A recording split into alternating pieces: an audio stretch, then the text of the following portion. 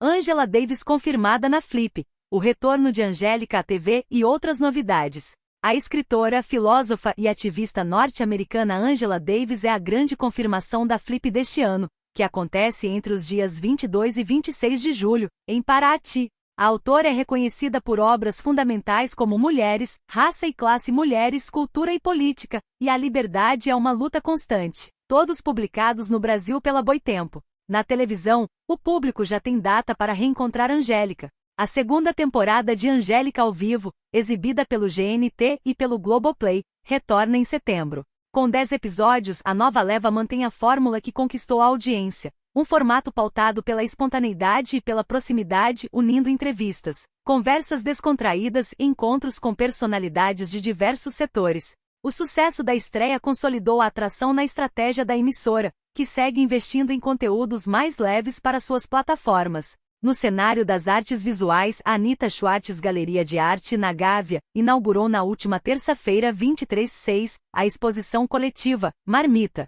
Sob a curadoria de Ulisses Carrilho, a mostra reúne artistas de diferentes gerações e utiliza a marmita, refeição onipresente no cotidiano brasileiro, como fio condutor para refletir sobre temas como trabalho, fome e desejo no país. O evento de abertura contou com a presença de diversos nomes do circuito cultural e social. Ainda no Rio de Janeiro, o Paço Imperial recebe, a partir de 4 de julho, o aguardado retorno de Daniel Senise às exposições individuais no espaço, após 32 anos. A mostra Os Dois Lados da Janela, com curadoria de Poliana Quintela, permanece em cartaz até 6 de setembro e apresenta 59 trabalhos que mapeiam a produção do artista desde os anos 2000 até hoje, incluindo 4 peças inéditas produzidas este ano. Um dos pontos altos da exposição é a obra Vai que nós levamos as partes que te faltam 2008, uma composição de 10 metros de extensão feita de aquarelas que reproduzem, fielmente, os tacos de madeira do corredor da residência do artista.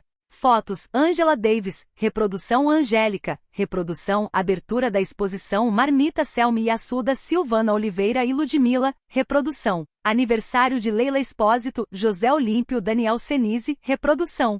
É fascinante observar como o nosso cenário cultural consegue ser tão plural, conectando figuras de peso global como Angela Davis com nomes que atravessam gerações na televisão brasileira como a Angélica, e ainda encontrando espaço para a profunda reflexão que as artes visuais nos propõem.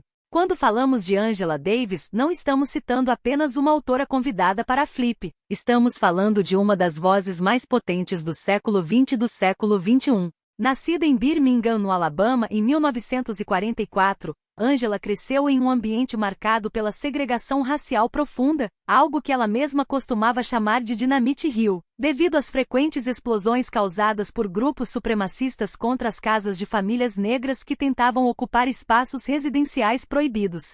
Essa vivência traumática, mas formadora, moldou a trajetória de uma mulher que não apenas estudou filosofia, mas que viveu a prática da resistência. Ela se tornou um ícone do movimento pelos direitos civis, foi professora na UCLA e lá atrás, nos anos 70, enfrentou um dos processos judiciais mais emblemáticos da história americana, sendo presa e posteriormente absolvida, o que a transformou em um símbolo internacional de luta contra o sistema prisional e pelas pautas feministas e abolicionistas. Quando ela pisa em Paraty, não é apenas para vender livros, é para dialogar com um Brasil que ainda tenta resolver suas próprias feridas históricas. O fato de ela estar na Flip este ano, com obras que são pilares como Mulheres, Raça e Classe, traz uma carga política que reverbera intensamente em nossa sociedade atual. E mudando drasticamente de cenário, mas mantendo a ideia de trajetórias que se reinventam, temos a Angélica. É impossível falar dela sem lembrar da menina que começou a carreira na televisão ainda criança, no Clube da Criança, e atravessou décadas como uma das figuras mais onipresentes da nossa cultura popular. A Angélica passou por fases que definiram a televisão brasileira, desde o auge do Clube da Criança e o sucesso estrondoso de Voo de Táxi, até a transição para o entretenimento mais maduro no vídeo show e no Estrelas. O que eu acho particularmente interessante nesse retorno do Angélica ao vivo, agora no GNT, é como ela conseguiu desconstruir a imagem da apresentadora infalível para se aproximar de uma versão mais humana, falha e curiosa. A TV brasileira mudou muito. O formato de auditório tradicional perdeu força para essa intimidade quase voyeurística das plataformas de streaming, e a Angélica soube surfar essa onda. Ela se descolou daquele rótulo de menina prodígio para se tornar uma mediadora de conversas, alguém que usa sua rede de contatos e sua história para criar um ambiente onde as pessoas se sentem à vontade para falar. Esse formato mais leve no GNT mostra que a maturidade artística para ela não veio através de um personagem, mas através da exposição da sua própria personalidade. É um movimento muito inteligente de carreira, garantindo longevidade em um mercado que costuma ser cruel com quem envelhece diante das câmeras.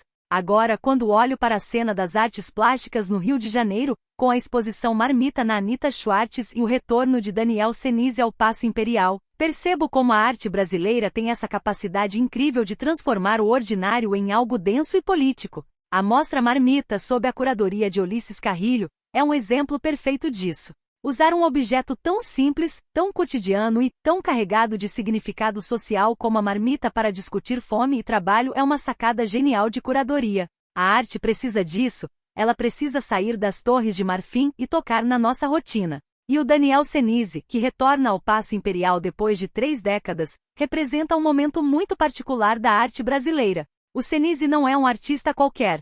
Ele é um dos nomes fundamentais da geração 80, aquele movimento que trouxe de volta a pintura, o gesto, a força da cor, após o período mais conceitual e árido da ditadura. Ver o trabalho dele, com essa técnica quase arqueológica, onde ele utiliza o próprio espaço físico, como os tacos de madeira da sua casa ou as superfícies das paredes, para compor a obra, é um testemunho de um artista que não parou no tempo. Ele continua investigando o suporte, continua interrogando o espaço. O fato de ele ter ficado fora do paço por tanto tempo torna esse retorno uma espécie de acerto de contas com a história da arte carioca.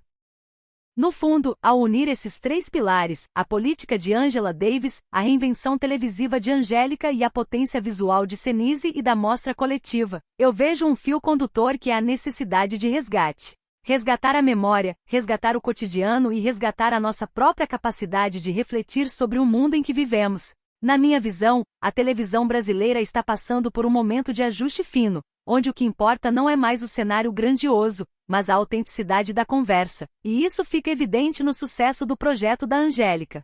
Por outro lado, o cenário cultural brasileiro, mesmo com todas as dificuldades e cortes de verba que a gente sabe que acontecem, insiste em produzir exposições que nos obrigam a parar e pensar. Eu particularmente acho que vivemos um período em que o público está sedento por profundidade, mesmo que consuma essa profundidade através de formatos digitais ou redes sociais. O sucesso dessas exposições e a expectativa em torno da vinda da Angela Davis mostram que o brasileiro quer conteúdo, quer debate, quer se ver representado. Não é apenas sobre entretenimento, é sobre se situar no mundo. E cá entre nós, é revigorante ver que depois de tantos anos de carreira, essas figuras continuam conseguindo mover a agulha, seja na política, seja no entretenimento, seja na curadoria de arte. A vida é cíclica, mas a forma como a gente enxerga esses ciclos é o que realmente define a importância de cada passo dado por esses personagens na nossa história contemporânea. É inspirador ver que entre as polêmicas e os altos e baixos naturais de qualquer trajetória pública, o que fica no final é o legado de quem não teve medo de mudar a própria rota para continuar relevante. Estamos acompanhando uma fase muito interessante desses artistas, e o público, como sempre, acaba sendo o maior beneficiado por essa inesgotável capacidade de reinvenção.